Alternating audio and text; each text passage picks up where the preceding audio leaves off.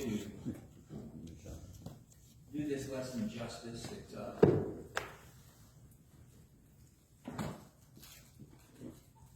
sort of a long passages we're going to be going through, but it's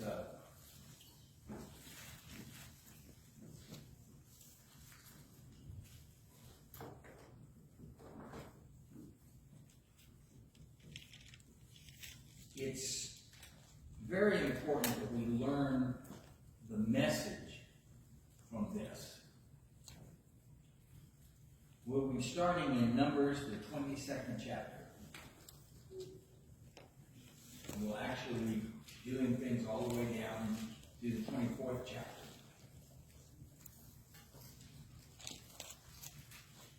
Because there's a big message here. Now, I love telling the story of Balaam and his donkey. I love that one. And that's in this. But it's only a small part of this message that God is trying to tell us.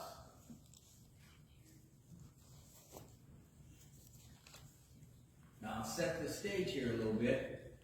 Balaam is a prophet of God. He is a prophet of Jehovah God, Yahweh God.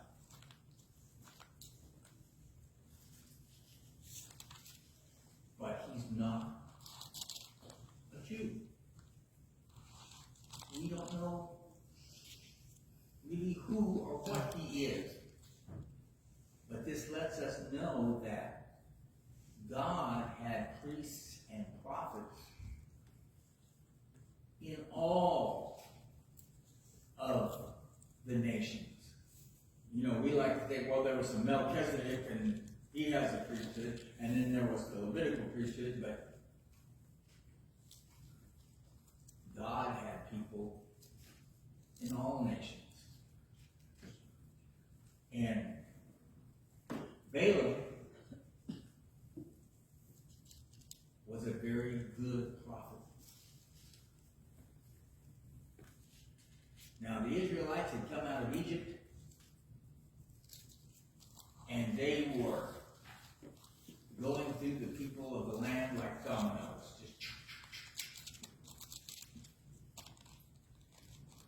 And we'll start with verse 3. And Moab was in great dread of the people because they were many. Moab was overcome with fear of the people of Israel. Moab said to the elders of Midian, "This horde will now lick up all that is around us as the ox licks up the grass of the field." So Balak, the son of Zippor, who was king of Moab at that time, sent messengers to Balaam, the son of Beor, at Pethor, which is near the river in the land of the people of Ammon, to call him, saying, "Behold, the people has come out of Egypt. They cover the face of the earth, and they are dwelling opposite me. Come now and curse this people for me, since they are too mighty for me. Perhaps I shall be able to defeat them and drive them from the land. For I know that he whom you bless is blessed, and he whom you curse is cursed."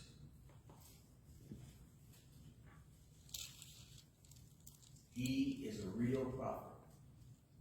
The scriptures also say that there is a test for prophets. Did you know that? There's a test for prophets. If they say what comes true, will come true, comes true, they're a prophet. But if they even just once say something that doesn't come true, they are not a prophet of God. But Balak knows that he is a real prophet.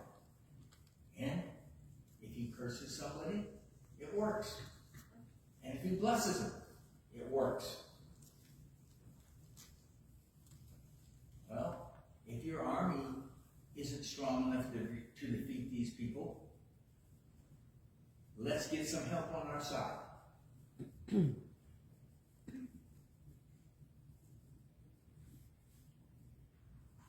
So the elders of Moab and the elders of Midian departed with fees for divination divination in their hand.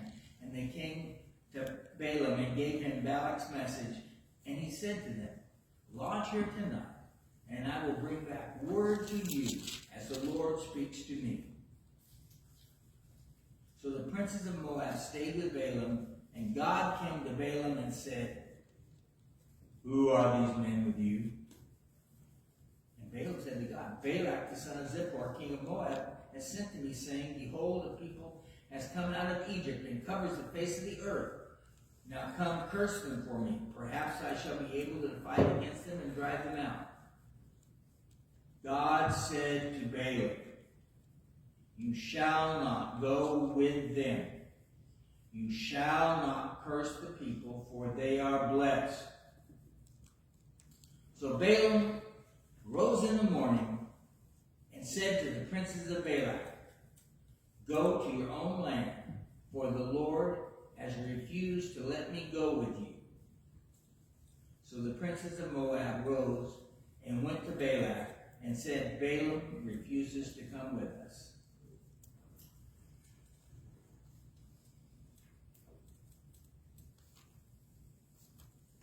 Balaam was a priest of God. He was a prophet of God. But he was also a human being. And he started making a mistake that we make.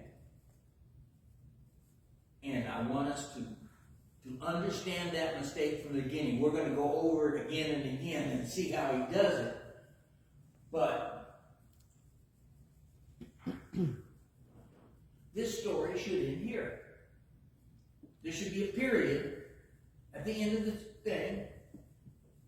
And the next thing we read is that the people of Israel conquered the land of Moab. There should have been a period here.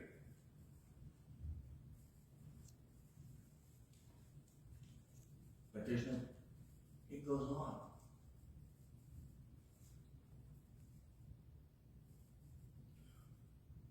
Once again, Balak sent princes more in number and more honorable than these. And they came to Balaam and said to him, thus says Balak, son of Zippor, let nothing hinder you from coming to me, for I will surely do you great honor. Translation, I'm going to pay you a lot of money. That's what honor means. And whatever you say to me, I will do. Come, curse this people for me.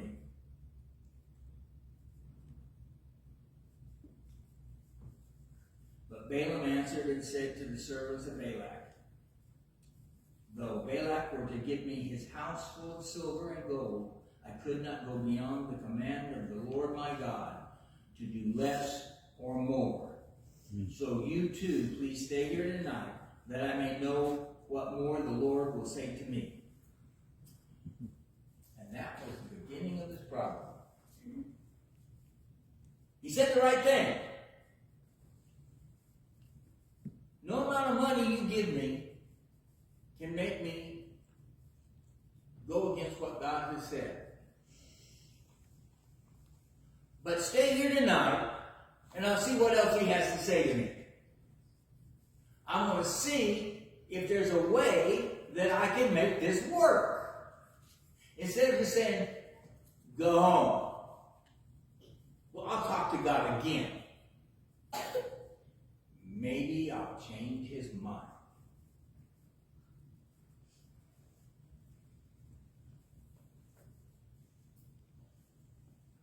How many people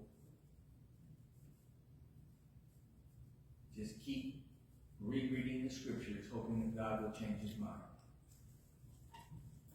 Well, I know that's what it says, but maybe I can find another way. Maybe I can. So just stay here, and I'll see what God has to say. And God told them, go with him. Only do what I tell you. Now we come to the donkey story. We're going to skip over that and just get to the part of it. The angel of the Lord was in the way and was going to kill him for going. And you go, wait a second, well, why? Well, wait a second. Why is he going to kill him? He said go. But then down here in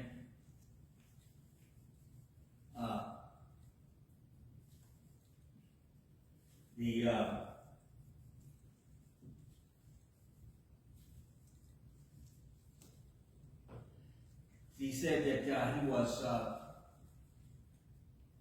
perverse in his ways. What that meant is that God knew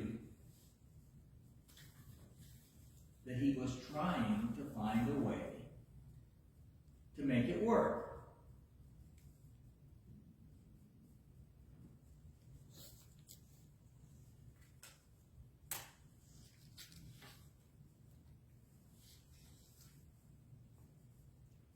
And this is the key. His heart was wrong.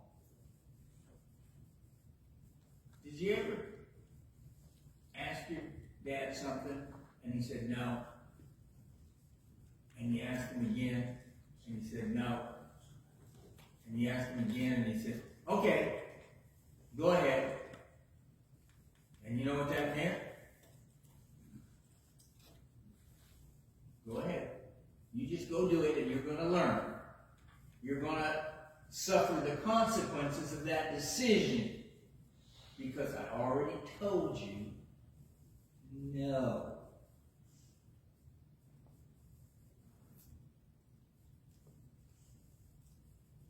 He didn't need to wait for God to tell him again what to do. God had told him, no.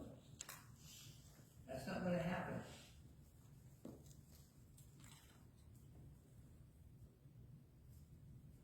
So, Balaam gets there. And in chapter 23, Balaam said to Balak, build for me here 7 altars, and prepare for me here 7 bulls and 7 rams. And Balak did as Balaam said, and Balak and Balaam on each altar offered a bull and a ram.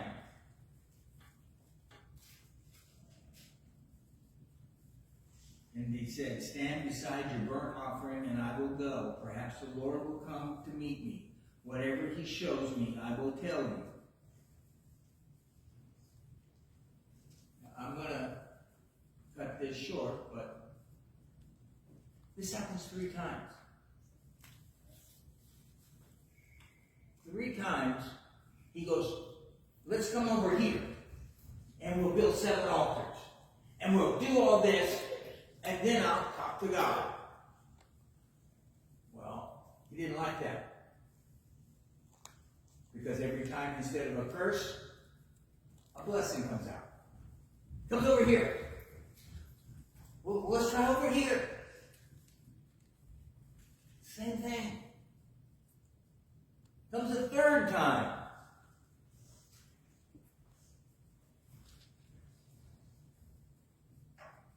By then, Balak is pretty upset.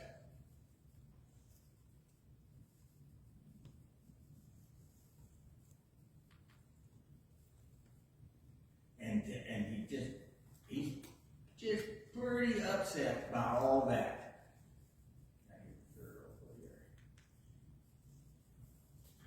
And after that 3rd time, and Balak's anger was kindled against Balaam, and he struck his hands together, and Balak said to Balaam, I called you to curse my enemies, and behold, you have blessed them these 3 times. Therefore now flee to your own place. I said I will certainly honor you, but the Lord has held you back from honor. You ain't getting a dagger.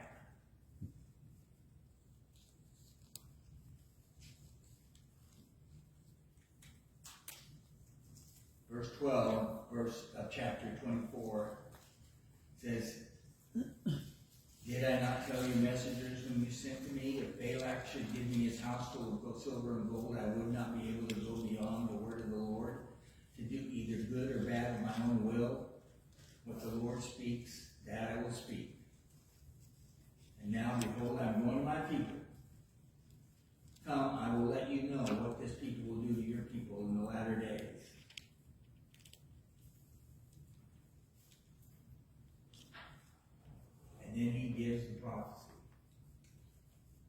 describes the destruction of Midian and Moab.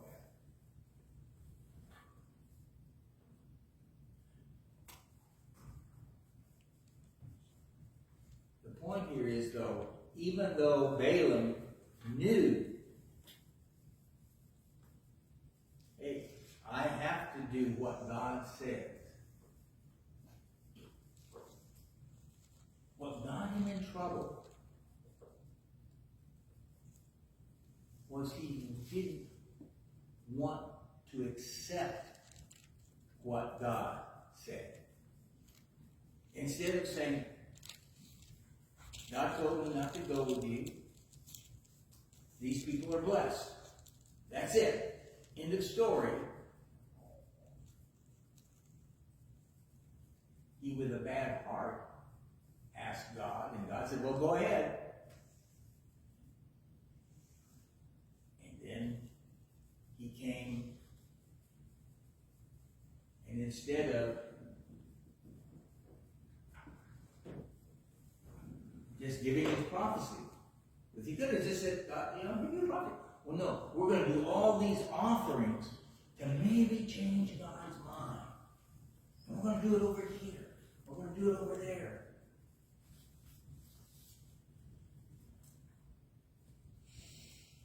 Unfortunately, Balaam's sin is pretty common in Christians today.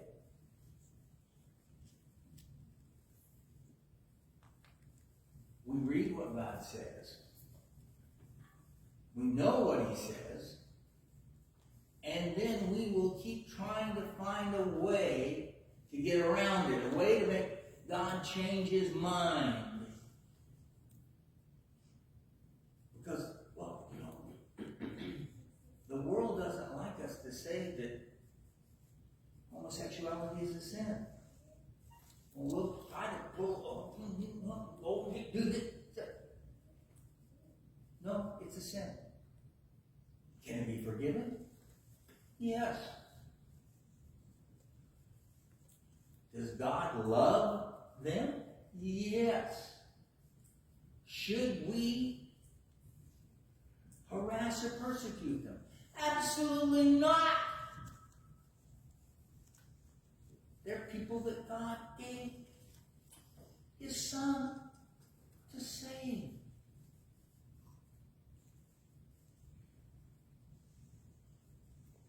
As Christians, and sometimes people go, well, I know that God says this to be saved. Well, shouldn't we rather do this? Or, well, I know what God says about music in the church, but shouldn't we rather? Learn from Balaam. Learn from him. Because the fact is,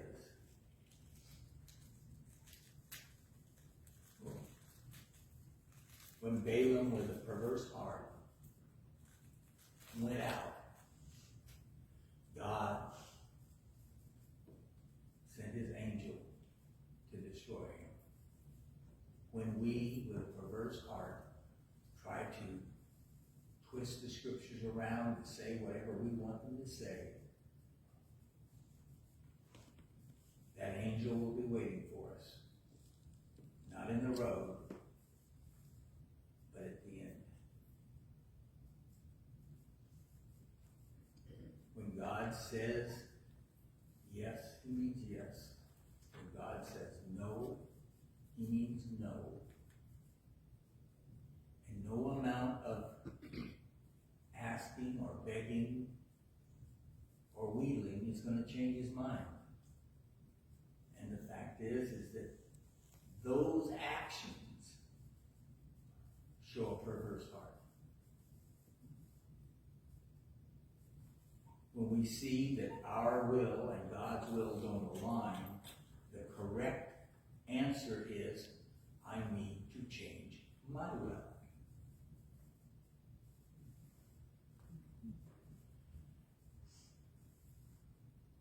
As we go about our daily lives, the lesson from this is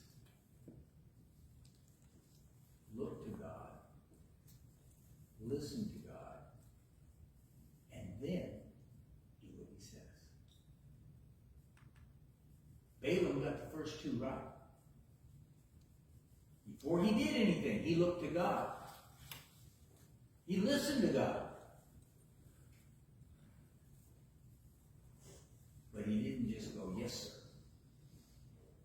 If anybody needs to answer the invitation in a public way, we would ask that you come now as we stand and